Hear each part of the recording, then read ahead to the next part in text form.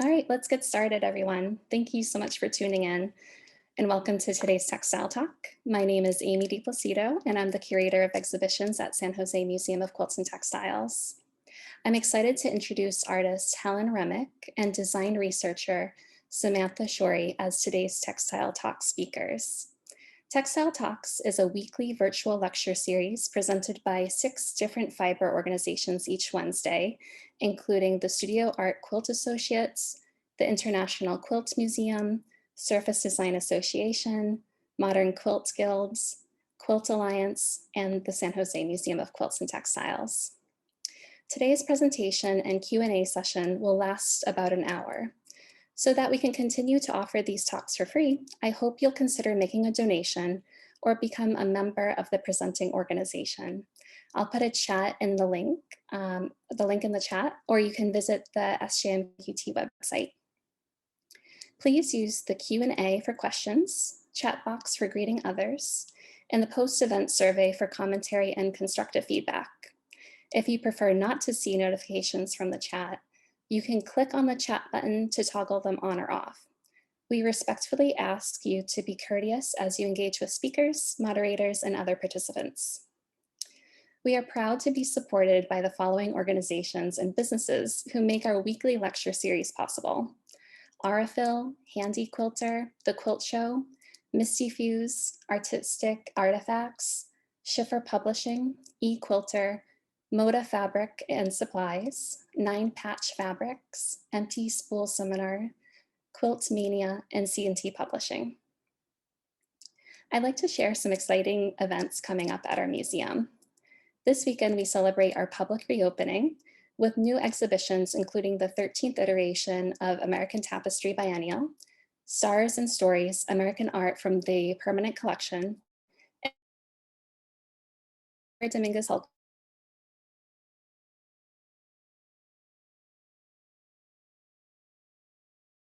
We have a virtual workshop with David Owen Hastings, where participants can learn how to make abstract mid-century inspired mini quilts. We also look forward to working with our artists in residence, Corinne Okada Takara, on a series of bio-quilt workshops in the San Jose community. To learn more about these events and to register, please visit our website, sjquiltmuseum.org. We'll also put our website link in the chat. And now I'm delighted to introduce today's speakers, Samantha Shorey and Helen Remick, who will be discussing their work on the Core Memory Quilt, a project inspired by women's historic contributions to the Apollo space missions. The quilt was produced through a collaborative project at the Tactile and Tactile Design Lab at the University of Washington and was featured in the Center for Crafts 2020 exhibition, The Computer Pays Its Debt: Women, Textiles, and Technology, 1965 to 1985. Helen Remick is a retired university administrator, award-winning art quilter, and an active member of Contemporary Quilt Art Association. This project combined her interests in women and work, women in science, and quilting. Samantha Shorey, PhD, is an assistant professor of communication studies at the University of Texas. Before coming to UT, she was a fellow at the Smithsonian's Museum Lemelson Center for the Study of Invention and Innovation. Today, Samantha and Helen will be sharing more about their groundbreaking projects. We are so excited to have you both here today. Welcome, Helen and Samantha, and take it away. Hi, everyone. Good morning. Go ahead and share this here. So as Amy said, I'm Samantha Shorey, and I just want to begin by thanking Assistant Curator Samantha Lyons and Head Curator Amy DiPlacido and everyone who supports the San Jose Museum of Quilts and Textiles, and especially all of you for attending today. It was so fun to see all of your locations feed into the chat, and I'm really excited to share this project today through the talk series, Textile Talks. Today, my collaborator, Helen Remick, and I are going to be sharing the Making Core Memory project, which we created with Dr. Daniela Rosner and Brock Kraft at the Tactile and Tactical Design Lab at the University of Washington. Helen is really the hands and the heart behind the quilt. So we'll spend most of the time today hearing from her about her creative process working with E-Textiles, electronic textiles, and some other projects that she's done with unconventional art quilting materials based in technology. But to start, I'm going to introduce the project through a little bit of the history that inspired it. So when we think of the Apollo moon missions, we often associate them with a few key individuals, figures that are the mission's most visible symbols, figures like astronaut Neil Armstrong. But this engineering achievement was actually the product of over 500,000 people, many of whom go unnamed and unnoticed in the historical record. Within this unsung network of collaborators are the women who carefully handmade the computer memory for the Apollo guidance computer. And they used a process that was extraordinarily similar to weaving. The NASA engineers called this process the LOL method, for the little old ladies who did the work. But in popular accounts and historical data about the Apollo guidance computer, the little old ladies' material contributions remain largely absent. Rather, these histories tend to focus on the intellectual work of the NASA engineers. The missing stories of the core memory weavers mirror a larger pattern in technology narratives in which women are decidedly absent. For example, this is an image carousel when you Google the term famous inventor. These screen caps are from 2019, but I checked on this before giving the talk today, and you'll see more than 30 photographs of men before you see a picture of a woman. But women, and especially working class women of color, have always done the work that is often considered low status and material that's just below the surface of discovery. Women measured the brightness of the stars at the Harvard Observatory. They manufactured computer parts at places like Philco, Raytheon, and Fairchild, and they produced the first computer programs for the ENIAC. However, the managers' accounts, which make up the bulk of historical data, often frame this work as kind of secondary or menial to the accomplishments.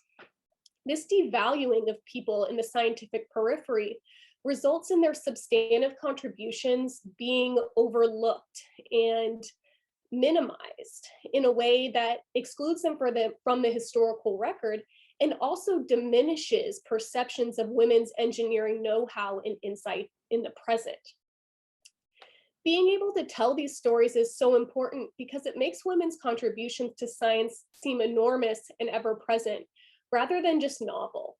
For example, this here is a screenshot from some promotional footage that's archived in San Francisco's Prelinger Library. It was produced in the 1970s about the work that Raytheon had done for the Apollo moon missions, and it is brilliantly titled Threads of Technology, which I'm sure this audience loves. And you can see here that in the front of this frame, the focus of this shot is actually this group of all male decision makers right here. But if you look just beyond the focus of the frame, you can see that there are women everywhere hard at work transforming a technological vision into a reality. So before I hand it over to Helen, I'm going to share a little bit about a particular technology, core memory, which inspired our quilt, and walk you through just kind of a little bit about the technicals. We won't go too deep today. We can, of course, cover that in Q&A, but I just want to share some historical details about the production process, that produced these technologies. So at the outset of the Apollo moon missions, computing still mostly relied on what was called punch card technology. These room-sized machines that you can see in this picture here were large, and they weren't very well suited to a mission where minimizing the size and the weight of every component that was a part of the rocket was absolutely essential. Traveling the moon would require that the engineers at Apollo and at MIT and in collaboration with Raytheon produce a really new and novel, light and compact form of information storage that could survive the potential of power loss during the mission. Core memory, the technology that inspired our quilt, met this challenge by storing information permanently on folded beaded ropes that could fit in the cone of a rocket. The software programs for the Apollo guidance computer were permanently stored through a type of computer memory called core rope memory. And so you can see the programs here on the left with programmer Margaret Hamilton, and on the right is a picture of the core rope. And you can see in this picture just how densely these wires were woven together, really allowing to achieve the technical accomplishment of this dense and light information storage that they needed. Core rope memory stored information through what we would call a physical distinction. Most information for computers, even today, is made up of ones and zeros. It's called binary code. And for core memory, this binary code, the ones and zeros, were created by the presence of a wire. If a wire passed through one of the cores, it created a 1. And if it passed around the cores, it created a 0. Sometimes alone and sometimes in pairs, operators made core memory by passing a needle back and forth through a matrix of ferrite cores. The pattern was determined using a machine that would automatically select the core that they were supposed to thread in sequence. The operator would thread the core, press a button, and thread the next, creating a pattern that comprised the software program. The Apollo moon missions also relied on another form of core memory to electronically store the data for the software programs, and this memory was erasable. This even smaller form of core memory was carefully strung bit by bit in a process that was similar to beading. It's this type of memory that is most closely represented in the Making Core Memory Quilt we're going to share with you today. Both of these technologies were united by textile metaphors when they were introduced. For example, you can see here, these are both images from press kits that were produced during the mission to celebrate the work of a space-age needle worker that you see on the left here, and to explain the way that more than 8,000 cores had been strung by hand, and we hear that stringing, that very textile word, to produce the core memory planes that were used for the IBM computers on the ground. So through this project, we really hope to challenge some widely held conceptions of technology that see the work of women and craft practices, which are historically performed by women, as old-fashioned and antithetical to engineering. This little screen cap here is from a comment on one of the historical clips that's posted on the internet from someone who cannot possibly imagine that something so incredible as the Apollo moon missions would be achieved by something like craft and through the work of women. And so I've really enjoyed participating in this project because I can feel in this artifact that Helen has created for us all of the ways that these ideas are being brought together and experienced through everyone who interacts with the quilt. So on that note, I'm going to hand it over to Helen here. Let's see here. I became involved with this. Thank you, Samantha. I became involved with this when I received an email from Dr. Daniela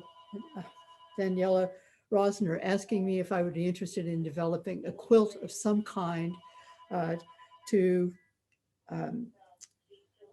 do something which we didn't quite know yet. It was very open-ended, and I'm an art quilter. I'm precise in what I do.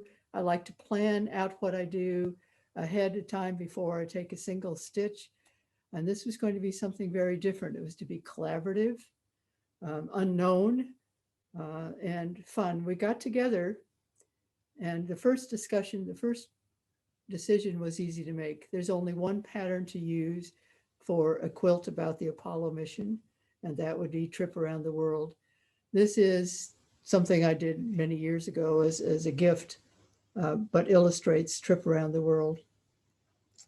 And one of the things that Daniela showed me when we talked about this was a core, a memory core. I loved it. I was fascinated.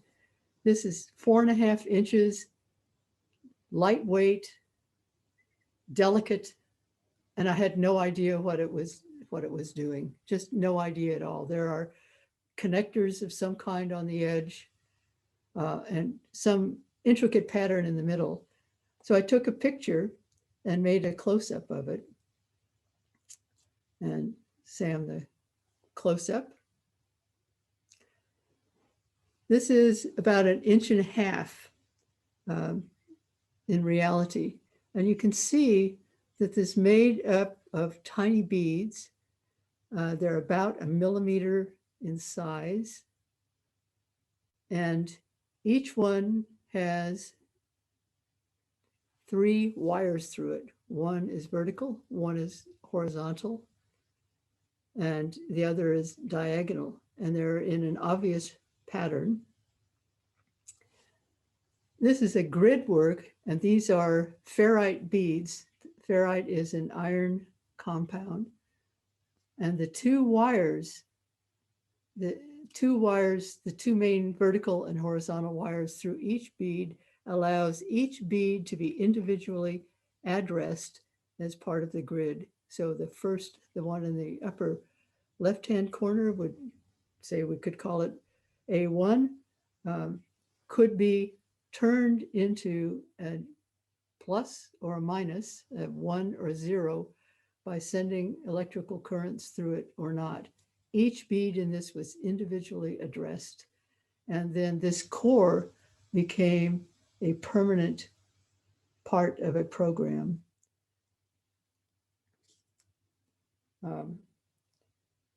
I wanted to know how it went together. So I made a model of it at home with supplies on hand.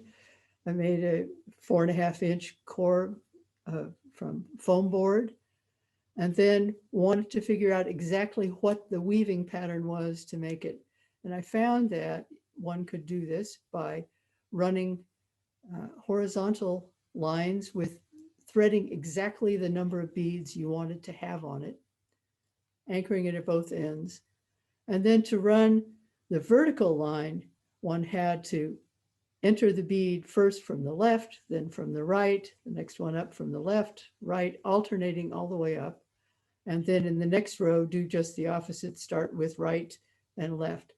And it caused the beads to go on the diagonal, as you see.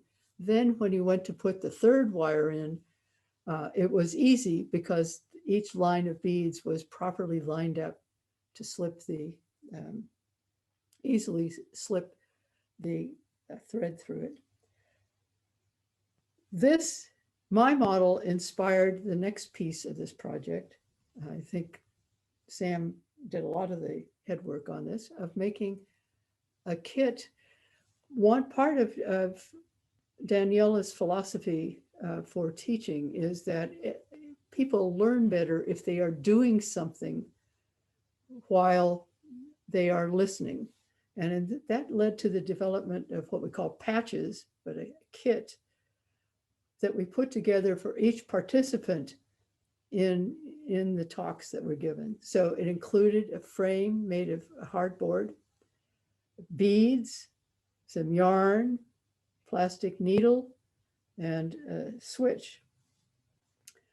People and instructions. And during the talk, then, people in the class were able to experience what that weaving was like, how it had to go on. And they then produced something in that fashion. Now you'll notice on the hardwood frame, we also wondered, how would we attach these to the quilt?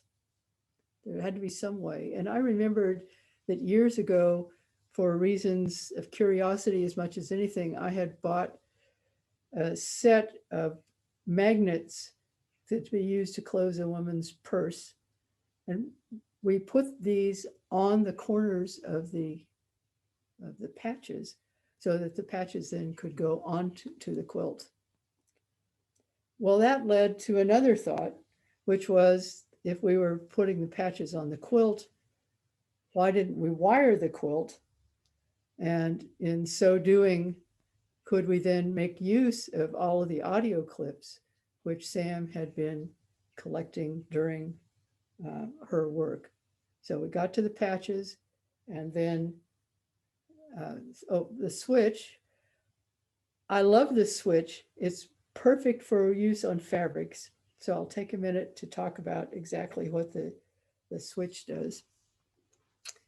This is felt. These were, ours were laser cut, but one can hand cut. To wire it, to make it have electrical connections, we used a tape that you can find in a gardener shop, designed to discourage slugs and snails from going in your garden. Online, I found that it doesn't do that, but it was just right for what we were doing. A length of that, of copper on one side and an adhesive on the other, would make our electrical connections. One piece was threaded through, as in the second image here, with the copper side up. And then the second was threaded through with the copper side down, so that when you press in the middle, you would find that the two copper surfaces would touch. And if electrical current were going through it, that makes the connection.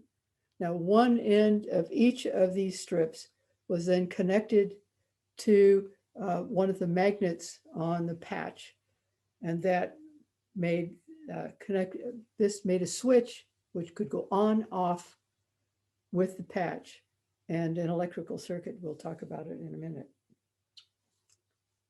And next. Here are some finished patches. You can see the white and copper lines going through them. The participants had varying degrees of skill. The one on the right, center right there, is very neatly done. Some of the other people were less skilled.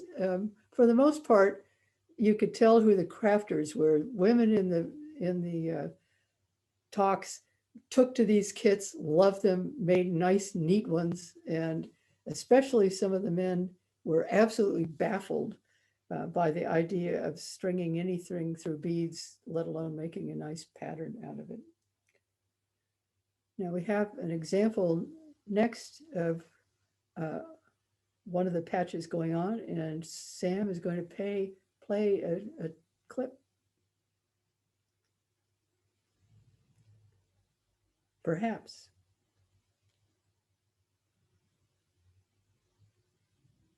Sam needs sound. Doors with wires woven in and out, sewn in with a pattern. Where the information here is in the pattern of the sewing. See?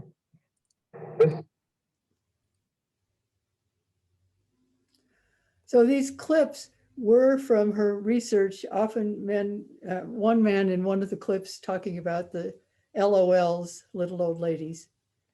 Now we're going to talk a little bit about electricity. You cannot have a grid without knowing a little bit about electricity.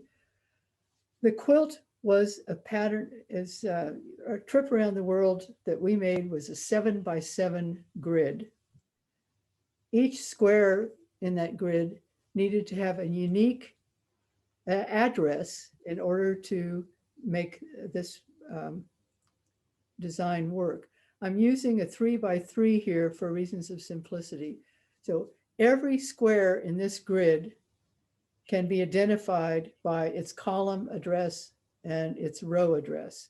So A1, C2, B3 are unique addresses for this. Now we're going to add wire. So if we add the vertical wire, the circles represent the magnets. We would run a vertical wire and in each column and connect those to a power source. Then when we add the horizontal wire, we run those across and down to a power source. Now there's electrical notation here. You notice the arch over the green wire. In electrical notification, that means that the wires cross, but they do not touch. If they touched, that would short out the circuit. So the wire does cross, but doesn't touch. And finally, if we add more electrical notation, the blue represents the electrical notation for a switch. And this is saying if we have a switch and we close that switch, that closes the circuit. It makes a circle of wire. So I highlighted in yellow the circuit for A1. That's a unique circuit. If you close any of the other switches, it will use a different combination of the column of the horizontal and vertical wires. Now we'll look at, this is quilt 1. Yes, there were several quilts. I had to try something and each one had to be better some way. I had to add something or try something different. The quilt had to be sturdy. It had to be rollable. It had to have things hang on it. It had to be substantial enough to poke the holders for the magnets through it.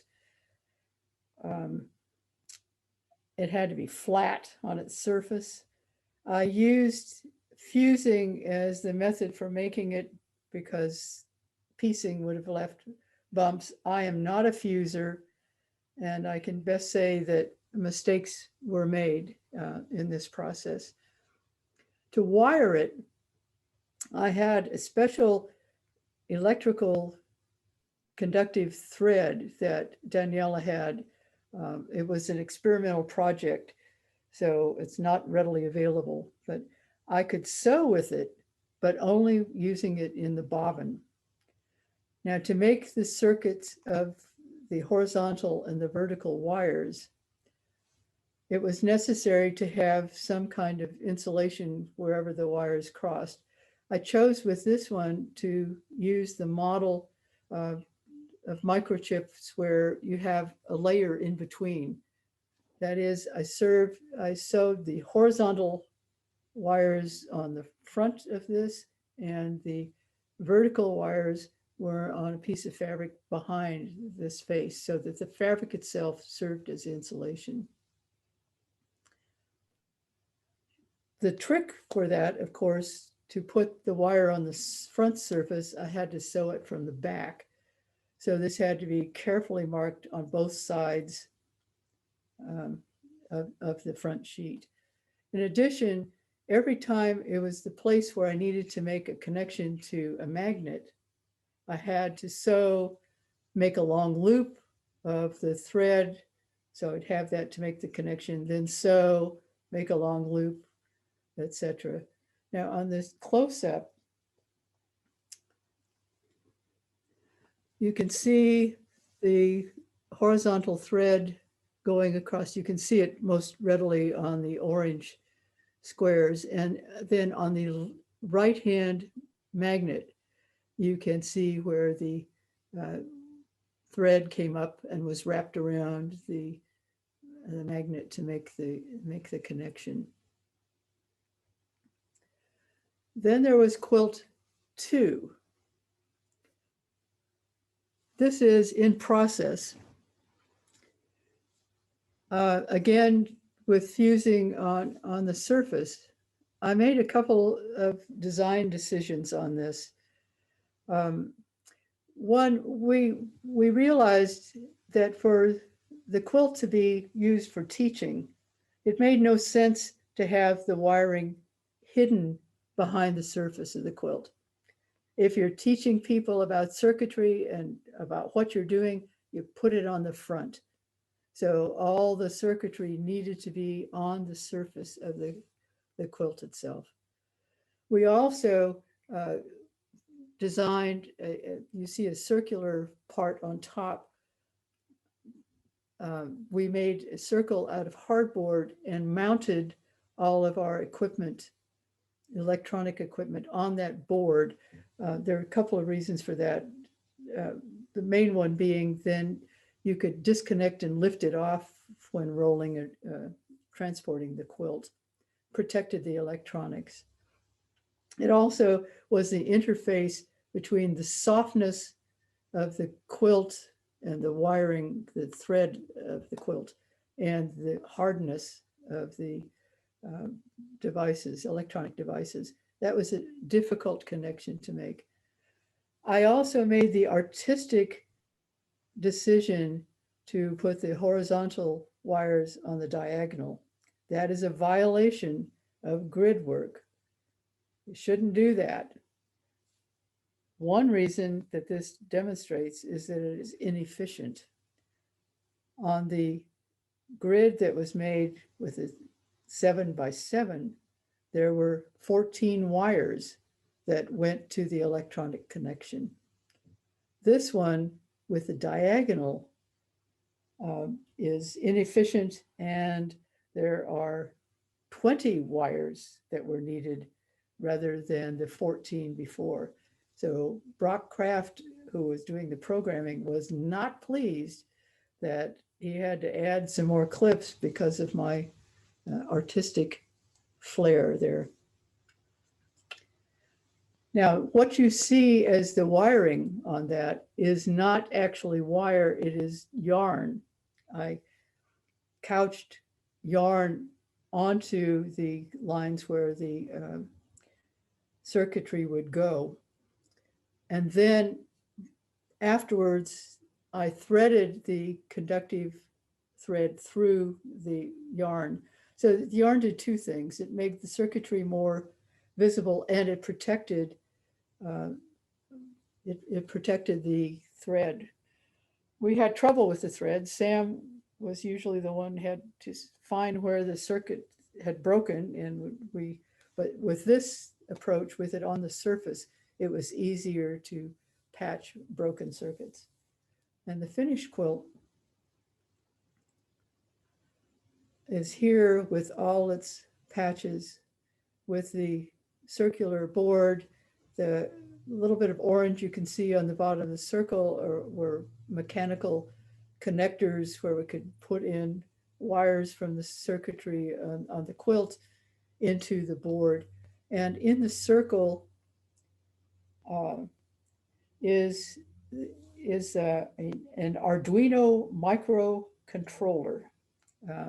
That device there, which I figured out, if you're making something with wires and you want it to be connected to a computer for the audio clips, you can't simply run wires over into your computer. You can't just plug it into your computer.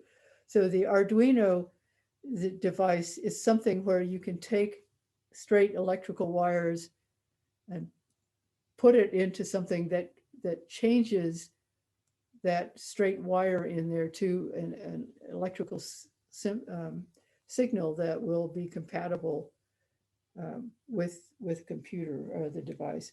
If we were not doing the tweets at this point, you could bring those wires together in some way to an electrical source directly. Then there is quilt 3, and this takes another aspect of quilting itself. In this one, I designed the quilt on the computer, drew the quilt, colored in the squares, drew on where the circuits would go, this time going back to a 7x7 grid, and then printed it onto cloth. So this is a printed circuit in a sense.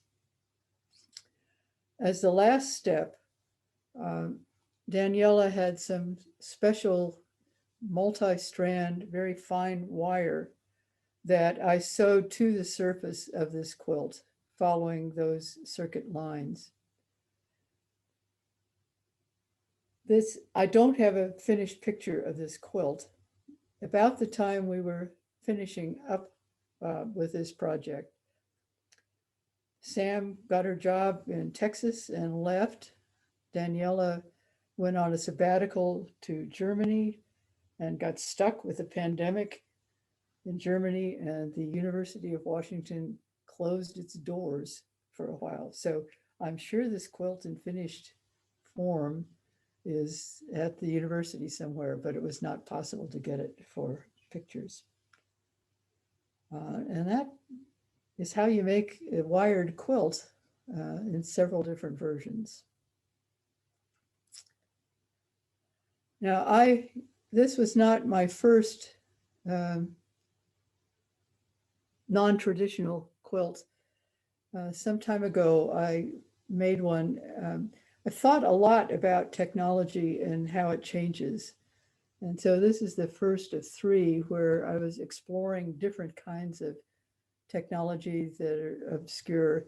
In the 70s, sometime an engineering friend of ours talked about how on one of the early missions, a lot of pictures were taken of the backside of the moon for the first time. It was really important.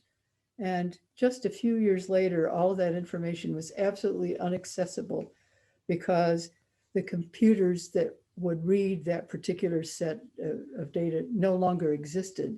And so we lose data all the time from changes in the technology. And this was about CDs. By 2010, CDs had come and were about to go. It was not a good way to collect data. And so I took CDs on which I had collected pictures, family pictures and the like. And the dull one on the right, third down on the right column, is an AOL CD, for those of you who are old enough to remember that period of time when in the mail constantly we got AOL sent out CDs to introduce you to its services. This quilt is very, very sparkly. It was difficult to photograph because it was so sparkly. I would also say on the CD side here, this has been stored nicely flat in my basement since I made it. Some of the CDs are now peeling and a couple have cracked, demonstrating that CDs are not such a good deal. On the back side of this quilt,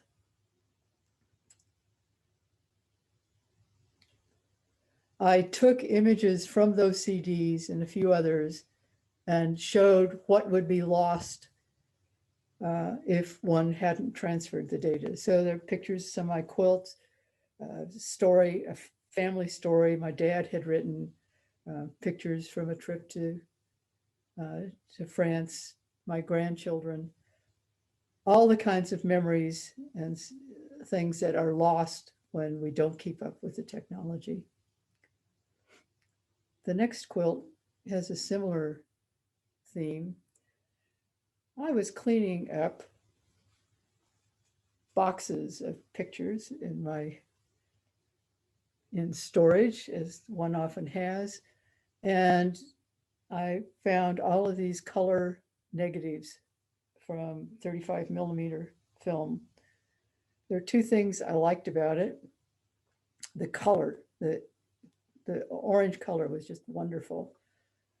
And secondly, that there were all these convenient holes down the edge that I thought reminded me of quilting in some way. So I took those negatives, first transferred the images as best I could to electronic form, and then made prints of those parts of those pictures and other electronic pictures I had, printed it on overhead projector film sheets, which is yet another form of obsolete technology. Nobody uses an overhead anymore, so it was easy to get lots. And I cut out pieces of the CD. I designed the photos into the right size, and I have a machine that cut them in the shapes I wanted, so that there are images on this quilt, again, of the past. I was also making this at a time that my mother-in-law was slipping into and died from dementia. So the upper left-hand corner was in memory of hers. There are pictures of trips, of people, of important things in my life on this quilt. It looks very good when the light shines through. It kind of glows. On this and the next one, you'll see that I used tulle. When I was using things that light would come through, I found that shiny tulle with little sparkles on it put behind whatever the device was added to the reflection of the lights. I also had lots of slides. Those of you, that slides were king or whatever for a period of time. These slides include my graduation, my prom dress, my daughter eating an ice cream cone on the beach. Lots of memories from a very select period of time when slides were everything. Slides are now obsolete. Most people no longer have, fortunately, most people no longer have slide projectors. And if they do have one still, they don't have a bulb for it. So this is a technology, a way of remembering things, sharing memories that is just totally obsolete. This I used in art tape. Well, I was going through some old records of my quilt organization and came across all kinds of slide holders from back when slides was how we took pictures of our quilts to send in to shows. And there were 8.5 by 11 holders. So I sewed those holders together.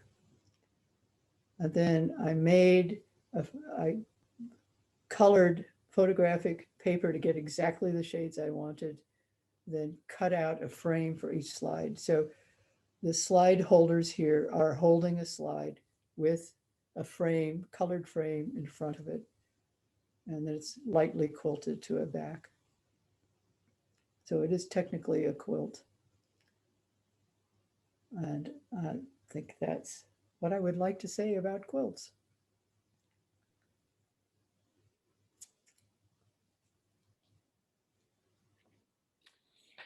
Great. Thank you guys both so much for that riveting presentation too. And while you guys were speaking, I'm thinking, coming as a textile enthusiast and curator, you guys touched on so many different points like gender, labor, even how the medium holds a sort of memory through the human touch. So I'm just curious, what happened in the late 1970s then for computer programming to shift from women-dominated work to now male-dominated? Did something happen? Sam? Yeah, the kind of quintessential work is on this exact shift. This is an amazing question, Amy, is a book by Mar Hicks called Programmed Inequality, which actually traces the computer industry in the UK, but a similar shift happened in the United States as well. And basically, this work that had been really feminized as the work of women, computer programming, computer parts manufacturing. Computer parts manufacturing also becomes increasingly racialized and is sent kind of offshore, where a lot of computer components are still made today. The parts for your iPhone, for example, are made largely by Asian women in places like Foxconn in China. But when it comes to computer programming and what ultimately becomes really high status work in places like San Jose and San Francisco, is a really concerted effort in order to reframe this work, which turned out to be, in a booming industry in the United States, a great source of jobs with benefits, with increasing prestige as science, technology, and engineering play a bigger part in the post-war economy. There's a concerted shift basically that takes place in the United States that promotes men to managerial roles and reframes this work as scientific rather than technical. When women were doing programming and literally plugging in switches, like a switchboard operator would have for computers. It was seen as technical and physical and kind of menial and repetitive. And then the discourse around this work changes to making it something that's creative, fun, requires a bit of risk taking. And so it's really a discursive or narrative frame that changes around this work. And then different people get assigned or get seen as being ideally categorized for that job. And we still see that today. Certain types of words in job postings like, like media maverick or a self-starter will glean certain types of applicants other than others. And so this shift occurred in the 1970s as well. And similarly, there's the maker movement that is in parallel to the textile renaissance, if you will. How do these two different groups interact with the core memory project, and how are the reactions different or similar? Yeah, the maker movement is something that definitely overlapped a lot with this project, especially in our interest. The switches Helen shared, for example, were cut on a laser cutter in the maker space at our university, and the patches that Helen designed, we had prototyped them initially with these kind of foam core frames. And Helen was very good with the X-Acto knife, but mine were a complete mess. And we thought, okay, if we're going to be able to scale this or invite other people to participate, how are we going to create more of these in a way that is efficient and accurate? And we used a laser cutter for those as well. And within the kind of larger maker movement, there's this resurgence and really excitement for the kind of work that many of you are doing with your quilts, with your textile work. Anyone who is creating things by hand, because of the way that this handwork, or what Helen always reminds us, isn't just handwork, it's neck work, it's back work. When you're making a quilt, you're on all fours, getting everything just right. It helps us think about things differently and understand things differently. And that's one of the things that Helen talked about in her talk, was about the way that this has been used for a teaching tool. But within the maker movement, of course, there are these similar kind of divides that we see happening again and again, where the technology is seen as the, Arduino, the computer chip that we talked about. Let's see, it's up here. These very, clearly computer components. And then all of this down here isn't necessarily making it, it's craft. And so that was one of the things that we were really seeking to kind of entwine through a project like this. Yeah, interesting. And how did you choose to add the tweets or the connection to Twitter with the Arduino? I don't remember how that happened. Helen, do you? Oh, Helen, you're muted. Spontaneous came out. Our sessions were wonderful. I mean, ideas just flowed. We get together every couple of weeks, and I'd go home with some part of the quilt to add something else or try something else, and we'd come back together, and our ideas would just evolve. It was wonderful. Very exciting. Yeah, we have a question asking about who designs the core memory strategy in the first place, and how were the circuits tested to be sure that the diagonals worked? I'm not quite sure. We had an ammeter. We put a probe on each circuit and checked it out to see whether it was working. It was time laborious. You had to check every single circuit every time to see if it worked. And I believe that Sam had developed another little square device to be sure that in the patch itself, that was a complete circuit. It was something connected with a battery, so that you could put it on, push in the middle to make sure your patch was working. Interesting. And can you guys talk a little bit about how you both met? And Sam, how did you find Helen? And Helen, how did you agree to take on this kind of project, seeing as your personal work resembles this? Oh, it's fortuitous. It was just an amazing experience. Daniela asked in a meeting someplace if anybody knew a quilter. That person gave my name. She sent me an email. I got there and Sam was already with the project, so she'll have to answer that part. And I brought my interest in science, my interest in women's work, my quilting together. It was wonderful. And how did you guys both decide to land upon a quilt too, as opposed to something else in the fiber art medium? Daniela liked in earlier projects, had worked with women and crafts, and somehow she had an image of a quilt without knowing quite exactly what it would work. So we had to start from a vague idea what a quilt is and make this. It was amazing. And can you guys talk about why having the interactive portion was so important to you, and also who was the youngest participant in those workshops? Sam?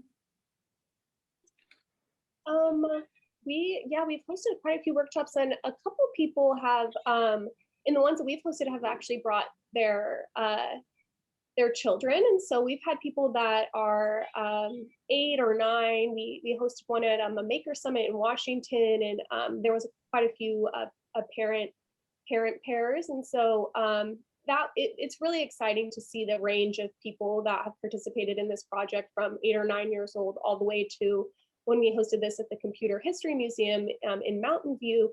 We had some of the engineers who had actually worked on the Apollo attend, and so they were, closer to their 80s. And so being able to incorporate such diverse experiences was really exciting for us. And our group of collaborators also are multi-generational, and was something that I really gained a lot from. We had undergraduates working on the project, master's students. I was getting my PhD, and Daniela, who was a next generation scholar, and Helen, who had an illustrious career at the university that had really been completed by the time that we started working together. So the cross-generational nature of this project was really terrific. I agree. I had a wonderful time.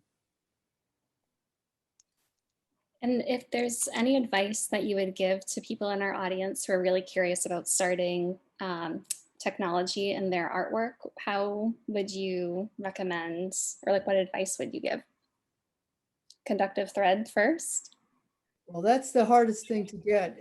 I think learning to use wire, I'm looking for a source myself to see, because I think I must have to do something else to get a flexible wire. You need something flexible to do it. And the Arduino appears to be necessary. It's advertised as being easy to program, easy to use for all kinds of crafts.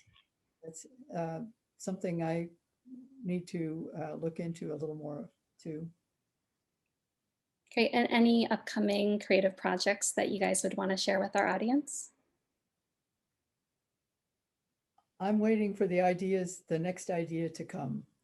So I'm in that I'm in that generative space as well. I've been thinking kind of through crafting and the history of cryptography, and the way that so much of the textile history has also been implicated in codes, literal codes, hiding information, something that's kind of been inspired by my collaborations with Helen as well. And so I'm looking forward to the post-pandemic moment when we all experience a creative resurgence, right? Fingers crossed. I know many of you guys are probably there as well. Yeah, and speaking of the time after COVID, will people still be able to touch these the quilts to get the sounds? Do you know? sure. Like if it's shown at a museum? I think it will. The next exhibition we'll have will begin in January 2022 at the Tang Museum at Skidmore College on the East Coast, and the patches will be installed there, and I assume open for interaction. I don't know. I guess I'll have to talk to you, Helen, about the sanitation and how they'll.